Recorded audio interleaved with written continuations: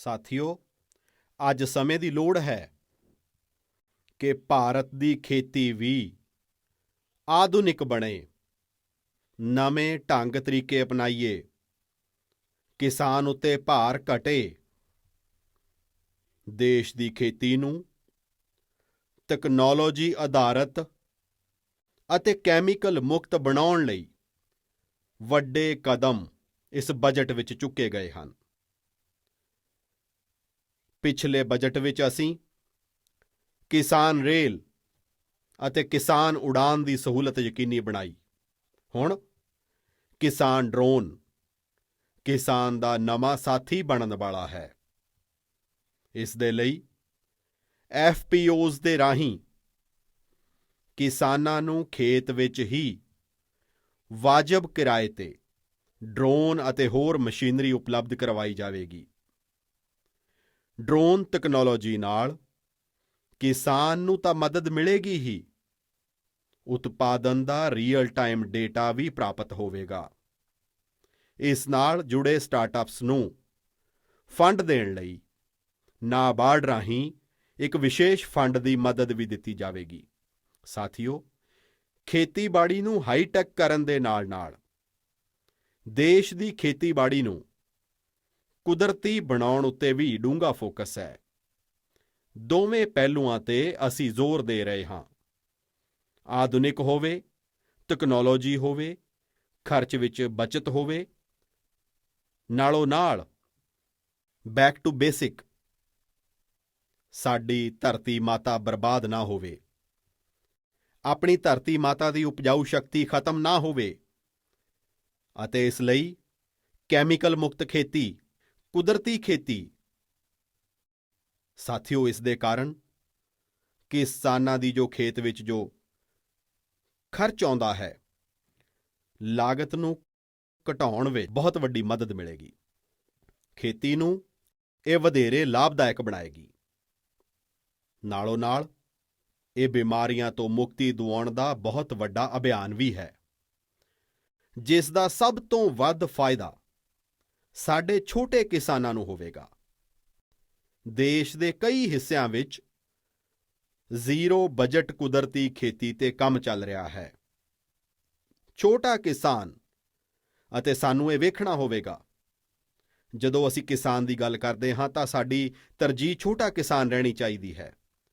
80-85% ਸਾਡੇ ਛੋਟੇ ਕਿਸਾਨ ਨੇ, ਤੇ ਜੇਕਰ ਇੱਕ ਵਾਰ ਸਾਡਾ ਛੋਟਾ ਕਿਸਾਨ ਤਾਕਤਵਰ ਬਣਦਾ ਹੈ, ਮਜ਼ਬੂਤ ਬਣਦਾ ਹੈ, ਦੇਸ਼ ਵਿੱਚ ਪੇਂਡੂ ਜੀਵਨ ਬਦਲ ਜਾਂਦਾ ਹੈ।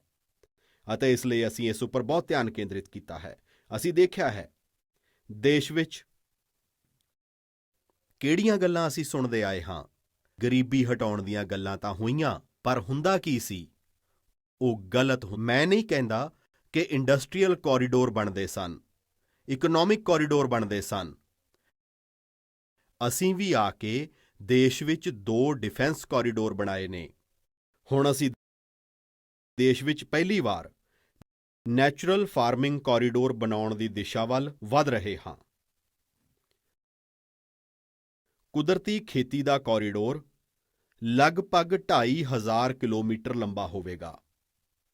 ਨੈਚੁਰਲ ਫਾਰਮਿੰਗ ਦਾ ਕੋਰੀਡੋਰ ਲਗਭਗ 2500 ਕਿਲੋਮੀਟਰ ਲੰਬਾ ਹੋਵੇਗਾ, ਲਗਭਗ 10 ਕਿਲੋਮੀਟਰ ਚੌੜਾ ਹੋਵੇਗਾ।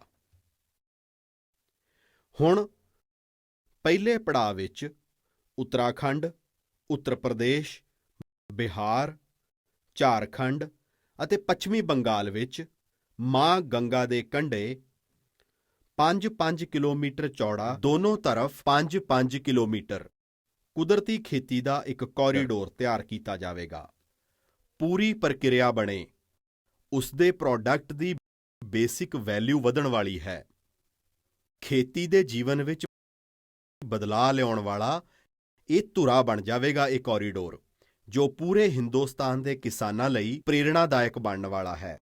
ਤੇ ਇਹਨਾਂ ਸਾਰੇ ਕਾਰਨਾਂ ਕਰਕੇ ਜੋ ਸਾਡਾ ਗੰਗਾ ਸਵੱਛਤਾ ਅਭਿਆਨ ਚੱਲ ਰਿਹਾ ਹੈ, ਉਸ ਵਿੱਚ ਵੱਡੀ ਮਦਦ ਮਿਲੇ, ਕਿਉਂਕਿ ਖੇਤ ਵਿੱਚ ਜੋ ਕੈਮੀਕਲ ਵਰਤਿਆ ਜਾਂਦਾ ਹੈ, ਜਦੋਂ ਬਾਰਿਸ਼ ਆਉਂਦੀ ਹੈ, ਉਹ ਕੈਮੀਕਲ ਦਾ ਕਾਫੀ ਹਿੱਸਾ ਵਹਿ ਕੇ ਪਾਣੀ ਵਿੱਚ ਜਾਂਦਾ ਹੈ, ਨਦੀ ਵਿੱਚ ਜਾਂਦਾ ਹੈ, 5-5 ਕਿਲੋਮੀਟਰ ਕੁਦਰਤੀ ਖੇਤੀ ਜਦ ਹੋਵੇਗੀ, ਕੈਮੀਕਲ ਫ੍ਰੀ ਖੇਤੀ ਹੋਵੇਗੀ, ਆਰਗੈਨਿਕ ਉਤਪਾਦ ਹੋਣਗੇ, ਗੰਗਾ ਜੀ ਵਿੱਚ ਆਉਂਦਾ ਸੀ ਉਹ ਵੀ ਬੰਦ ਹੋਵੇਗਾ ਤੇ ਮਾਂ ਗੰਗਾ ਵੀ ਸ਼ੁੱਧ ਹੋਵੇਗੀ। ਇੱਕ ਪ੍ਰਕਾਰ ਨਾਲ ਮਾਂ ਗੰਗਾ ਜੀ ਦੇ ਬਜਟ ਦਾ ਹਿੱਸਾ ਵੀ ਕਿਸਾਨਾਂ ਨੂੰ ਜਾਵੇਗਾ ਅਤੇ ਆਰਗੈਨਿਕ ਉਤਪਾਦ ਦੀ ਅੱਜ ਬਾਜ਼ਾਰ ਵਿੱਚ ਕੀ ਬਹੁਤ ਵਧੀ ਹੈ, ਦੁਨੀਆ ਵਿੱਚ ਮੰਗ ਹੈ ਤੇ ਭਾਰਤ ਵਿਸ਼ਵ ਦੇ ਖੇਤੀ ਬਾਜ਼ਾਰ ਵਿੱਚ ਵੱਡੀ ਤਾਕਤ ਨਾਲ ਜਾਣ ਦਾ ਰਸਤਾ ਆਰਗੈਨਿਕ ਖੇਤੀ ਹੈ।